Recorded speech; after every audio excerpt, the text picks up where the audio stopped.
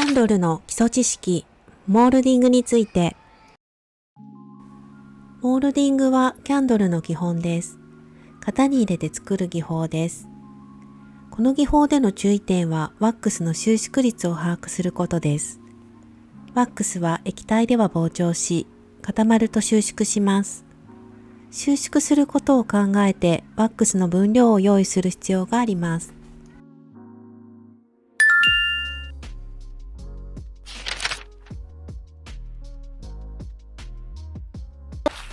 モールドキャンドルの製作に使用する型には様々な種類のものがあります。それぞれの型の適温や特徴を理解して作品に合ったものを使いましょう。キャンドル用の型はワックスの収縮する性質を考えて上下が逆さまに作られている特徴があります。まず一般的なポリカーボネート製の型です。透明の型でキャンドルの型としては一番ポピュラーなものです。下に芯を通す穴があるのが特徴です。ワックスを注ぐ温度は80度から90度程度。耐熱の温度は120度と高く、とても強度があります。特徴としてクリアな質感のため、グラデーションのキャンドルやボーダーにしたキャンドルなど、色を生かしたキャンドルなどを作るときもとても便利です。また、型の種類が豊富で、丸の形や星、まん丸、いろんな形があるのもとても便利です。ただ、一つ問題なのが、このポリカーボネート製の型は香料が使えません。香料を入れると、この樹脂に反応してしまい、この樹脂が白くなって劣化して壊れてしまう可能性があります。なので香料が使えないのでアロマキャンドルなどは作れないので注意してください。ですが芯の穴があって透明な特徴を生かしてグラデーションなど様々な用途で使えるので持っておくととても便利です。こちらはアルミ製のキャンドル用の型です。ワックスを注ぐ温度は80度から90度。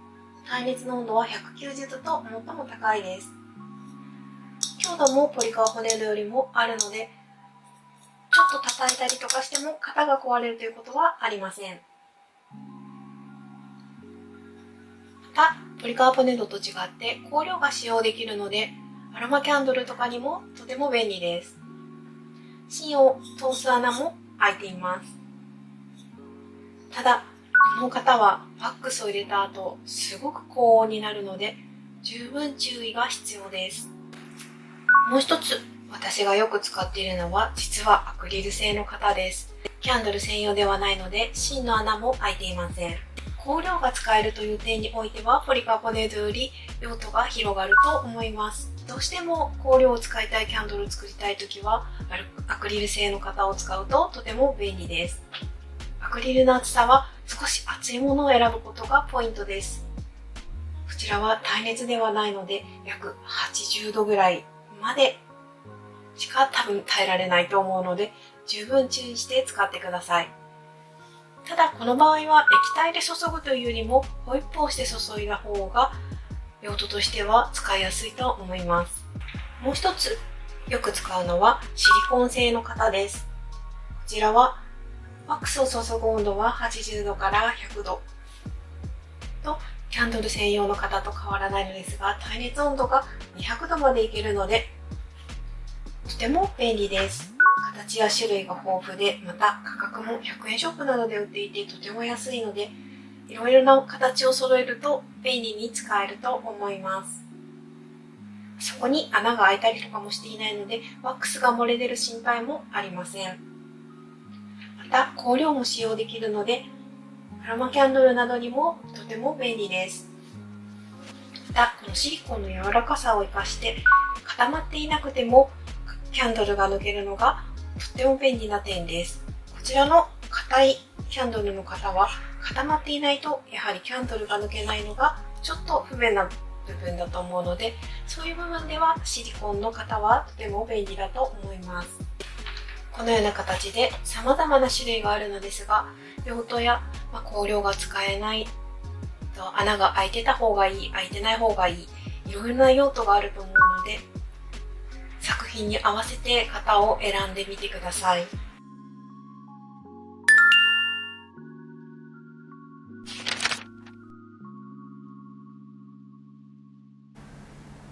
次に型に芯をセットしていきたいと思います。キャンドルの型なので、これは実は逆さまになっていて、こちらが上になります。で、上の部分が芯がほどけるように結ぶ必要があるんですね。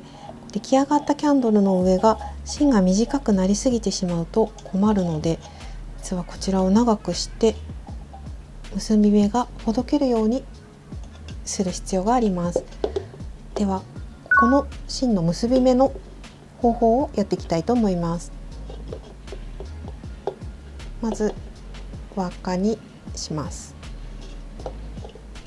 このままこちらの輪っかをここに通します。ここを引っ張ります。こんな感じの結び目になっています。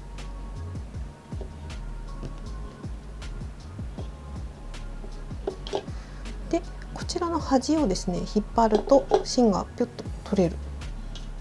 こっち側からピュッと抜けるような感じになります。もう一度丸く輪っかを作って、そこにこの輪を入れます。で、こっちから引っ張る。こんな感じです。これはテキストにも結び方が書いてあるので、写真と合わせて見てみてください。こっち側をギュッと引っ張って、この玉の部分で穴を塞ぎます。で、もう一度このマイクロワックスをちぎったものをここに入れて、ワックスが出てこないようにしっかりと蓋をしていきます。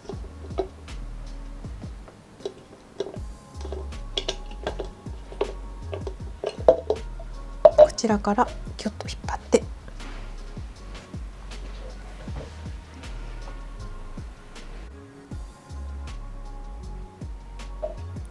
そしてこの芯を割り箸で固定していきます。ギュッと引っ張って芯がまっすぐになるようにしっかり固定してください。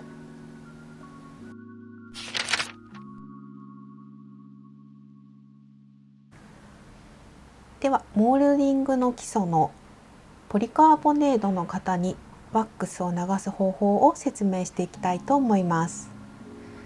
まずこのポリカーボネードの型ですね、これの流すワックスをどのぐらい必要かというのを測っていきたいと思います。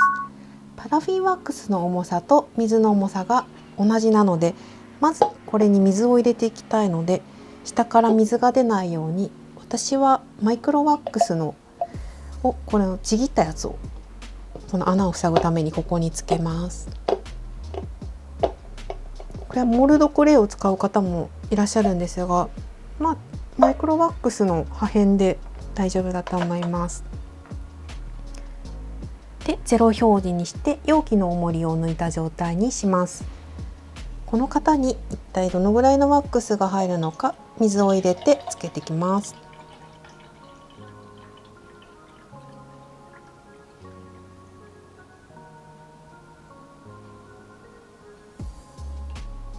上まで入れるとだいたい460ぐらいですね。460入りました。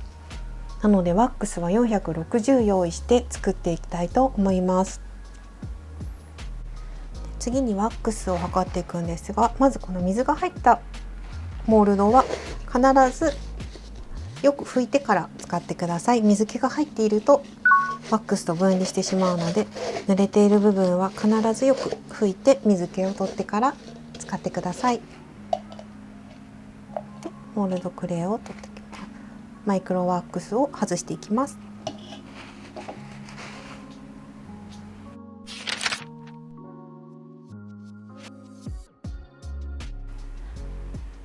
今回は先ほど測った 460g のワックスを用意したいと思います。テアリン酸を 10% 入れたいので414パラフィンワックスを入れていきます。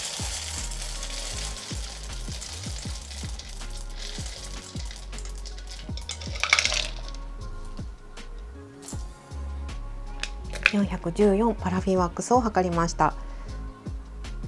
ステアリン酸は 46g 入れたいと思います。お鍋じゃなくて別に紙コップを用意して入れると失敗がなくていいと思います。慣れるまでは別に測った方が足したり減らしたりがしやすいので便利だと思います。46、ステアリン酸 10% 結構多いですよね。これをお鍋に入れます。これでワックスを溶かしていきたいと思います。ワックスを溶かします。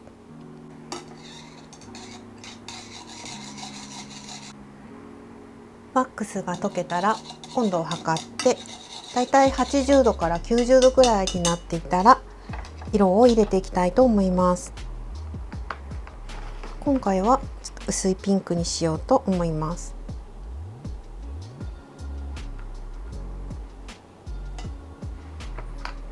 でここでも少し白を入れてワックスを濁らせます。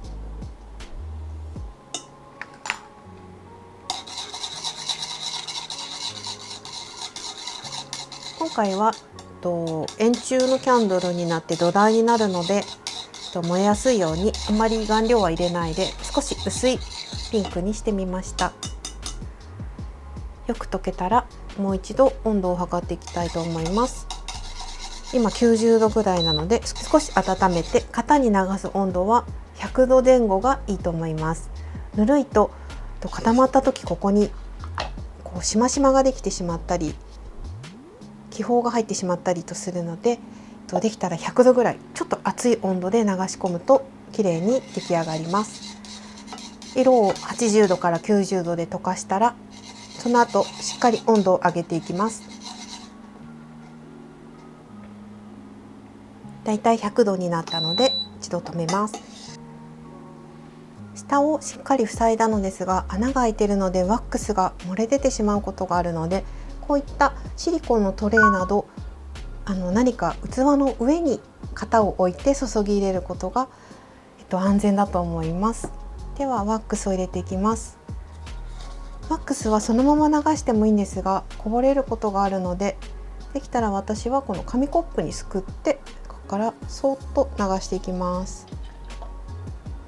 この時にジョボジョボジョボっと気泡がたくさん出てしまうと出来上がりにも気泡が入ってしまうのでなるべくそっと注いでみてください。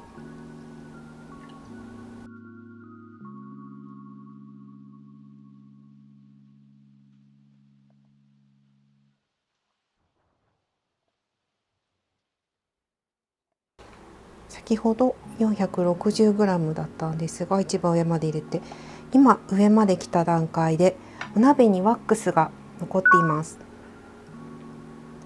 これが収縮の時にやった 20% になります。さっききっちり 460g 測ったのでこれが、増えた 20% ということになります。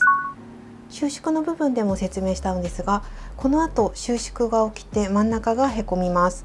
そうするとこの 20% のワックスを足して、そのへこみを埋めていくことになるのでこのワックスは必ず取っておいてください。結構こう見ると一番上まで入れると本当にまだ結構たくさん残ってるなっていう印象があると思います。このぐらいワックスは、固体の時と液体の時で、量の差があります。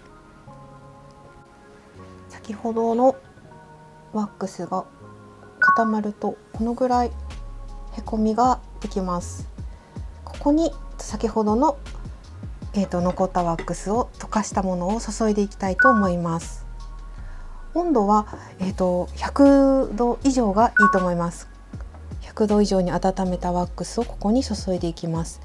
稀に冬の場合ここに中に空洞ができている場合があるので少し竹串などでつついてから開けるといいと思います。ワワックスを注いでいきます。ワックスの注ぎ方と収縮の注意をして、基本的な方法を通してぜひ作ってみてください。